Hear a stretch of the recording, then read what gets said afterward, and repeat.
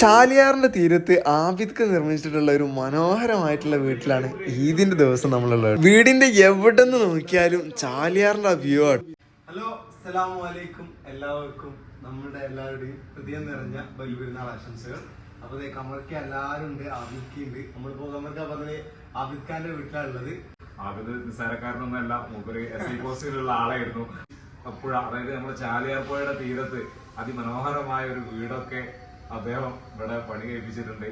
ഇനി ബാക്കി നിങ്ങൾ പറയും. ഏതായാലും നിങ്ങളിവിടെ എത്തിപ്പെട്ടു എന്നുള്ളതും വളരെ സന്തോഷം നൽകുന്ന കാര്യം. നിർമ്മിച്ച ഈ ഒരു വീട് ചാലിയാർ പുഴയുടെ തീരത്താണ്, അതിമനോഹരമായിട്ടുള്ള ഒരു വീടാണ്. അപ്പൊ എന്തെന്നായാലും നമ്മളിതിന്റെ ആ വീടിന്റെ ഒരു ഉൾക്കാഴ്ചയിലേക്ക് ആബിദ് ഭായി നമ്മളെ കൊണ്ടുപോവാണ്. എന്താ പറയുക, നമ്മുടെ വീട് ഒരുപാട് ഫണ്ട് ചെലവാക്കി എടുക്കുക എന്നുള്ളതല്ല, വളരെ സിമ്പിളായിട്ട് അതിമനോഹരമായിട്ടാണ് ഈ വീട് നിർമ്മിച്ചിട്ടുള്ളത്. മെയിൻ ആയിട്ട് എന്താ പറയുക, തൊട്ടടുത്ത് തന്നെ ചാലിയാർ റിവർ ആണുള്ളത്. ഇതിന്റെ ലിവിംഗ് റൂമിലേക്കാണ്. ആ ലിവിംഗ് റൂം തന്നെയാണ് എന്നുണ്ടെങ്കിൽ അതിമനോഹരമാണ്.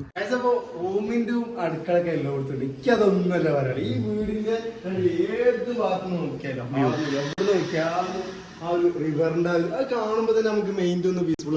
ഒരു ഫാനിന്റെ ഒന്നും ഒരു ആവശ്യമില്ല ഈ വീട്ടില്. ഈ ലിവിംഗ് റൂമിൽ 2 ഫാൻ ഫിറ്റ് ചെയ്തിട്ടുണ്ടെങ്കിലും അതൊന്നും വർക്ക് ചെയ്യിക്കേണ്ട ഒരു ആവശ്യമില്ല എന്നാണ് എനിക്ക് തോന്നുന്നത്.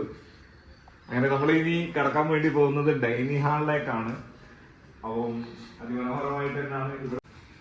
ശരിക്കും നമ്മളെ കണ്ടൽക്കാടുകളൊക്കെ അതിമനോഹരമായിട്ട് നമുക്ക് കാണാൻ പറ്റും. ഞാൻ സ്കൂളിലും കോളേജിലൊക്കെ പഠിക്കുന്ന സമയത്ത് എന്റെ തറവാട് വീട് ഈ വീടിന്റെ പിറകിലാണ്. അപ്പൊ പഠിക്കാത്ത സമയത്ത് ഈ വീട്ടിൽ നിന്ന് ഒരു ചെയർ എടുത്തിട്ട് ഈ ചാലിയാറിന്റെ തീരത്തൊന്നുണ്ട് പുസ്തകമായിട്ട് വരും, പരീക്ഷയുടെ ഉണ്ട്, ഇവിടെ ഇരുന്ന് പഠിക്കും. അപ്പൊ ആ പഠനമൊക്കെ ചിലപ്പോ കുറെ അന്നൊക്കെ സ്റ്റഡി ലീവ് കുറെ കിട്ടുന്ന ദിവസങ്ങളിലെ. അപ്പൊ അന്ന് ഉള്ളിൽ ആഗ്രഹമാണ് എന്തെങ്കിലും ഒരു വീട് വെക്കുകയാണെങ്കിൽ ഈ ഒരു ഹാപ്പിനെസ് ലൈഫിൽ ഒന്നും ഉണ്ടാവുമല്ലോ. ആ ഒരു ആഗ്രഹം ഉള്ളിൽ ഇങ്ങനെ ഡെവലപ്പ് ചെയ്ത് ഒരു വീട് പണിയിലേക്കുള്ള സ്വപ്നത്തിയ സമയത്ത് ഇതിനെപ്പറ്റി ചിന്തിക്കുകയും അന്നുള്ള ഒരു സ്വപ്നം, അന്ന് ഉള്ളിൽ ജനിച്ച ഒരു സ്വപ്നം പിന്നീട് ഒരു എന്താ പറയാ ഒരു പൂവണിയിക്കാൻ സന്ദേശിച്ച് നമ്മൾ ആഗ്രഹിച്ചൊരു സാധനം നേടിയെടുക്കുമ്പോഴുള്ള ഒരു സന്തോഷമല്ലോ, അത് സത്യത്തിൽ ഇവിടെ ശരിക്കും എൻജോയ് ചെയ്യാൻ പറ്റുന്നുണ്ട് എന്നുള്ളത് അൽഹംദുലില്ല.